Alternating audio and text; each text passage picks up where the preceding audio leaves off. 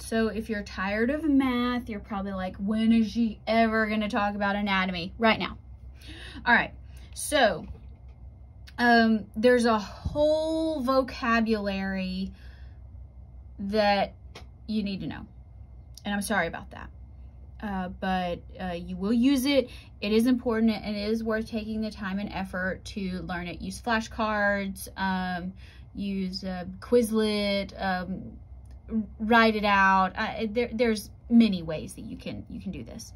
But we're going to use terms to define the location of body parts and body markings. So if somebody comes in and they have a chest wound, we can say it's near the middle and the top of the chest. Is that going to be particularly helpful? I mean, maybe a little bit, but not really.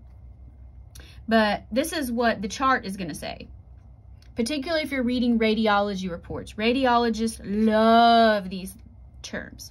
All right, so on the right anterior thoracic region, 4 centimeters lateral to the sternum and 3 centimeters inferior to the acromial region. Now, if you read that and you said that's gibberish, I understand. I'm going to help you translate it. Now, this is the one we like language and anatomy because it is precise and a clear mental picture of the exact location of the terms. But if you don't know what the terms mean, it's gibberish. Turn the page.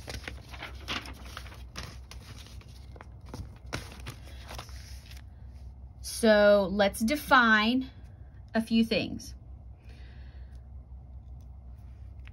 When we're talking about, we're going to refer to something called anatomic position. So this represents somebody who's standing, so it's erect, so standing, with the feet relatively together, the head and the toes are pointed forward, the arms are at the sides, and the palms are facing forward. All right, so which one of these is anatomical position? It's going to be this guy here. So you want to see open palms and everything facing you. Okay, so this would be his face. Toes are pointing to you. He's looking at you, and you can see the palms of his hands. That's proper anatomic position. Okay, get up and do some exercises yourself. It's fun. It's fun. Come on now.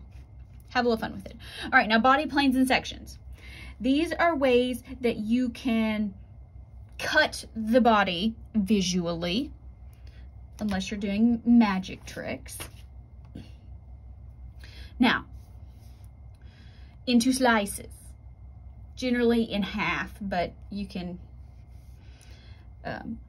use some other ones. All right, so a sagittal or median plane. I tend to prefer median. The median term. Sagittal doesn't really make sense to me. But median, what is a median in the street? What is it? You know what that is? It's the thing in the middle, median. The median in data, it's the middle of the data. Okay, so this is going to be a line down the middle of the body that is going to divide the body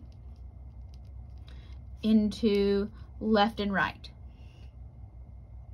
All right, so here, so let's do this down here. A median section or medial plane is going to go straight down and divide things into right and left. Now, it's on the next page, but when we're talking about anatomy, left and right mean the patient's left and right. So even though when we look at this guy, this is the right and this is the left, to us, on the actual patient, this is the left and this is the right. So just get used to things being backwards. Now, a frontal or a coronal plane.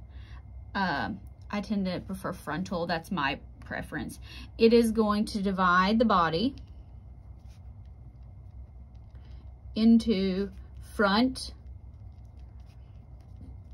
and back. So this is going to be like if you drew a line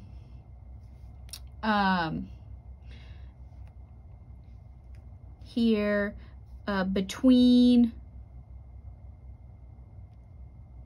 the ears and like the top of your head. And then you cut all the way down the body. It's kind of hard to draw this. So we would be looking at the front of someone. And then if we turn him around, that would be the back. Now, a transverse or a cross-sectional plane. So cross-section, this is going to divide the body into a top and a bottom. So it makes sense that since there are 3 dimensions, we can cut 3 ways along each axis. So this would be right and left. So say that's like your y-axis. Here's your x-axis. This would be your z-axis. Here you have your top and your bottom. Actually, that's the z-axis. Top and bottom. Those mathematical terms were irrelevant. All right, so this would be a cross-section. Cross-sectional plane. This here is a frontal. You see the front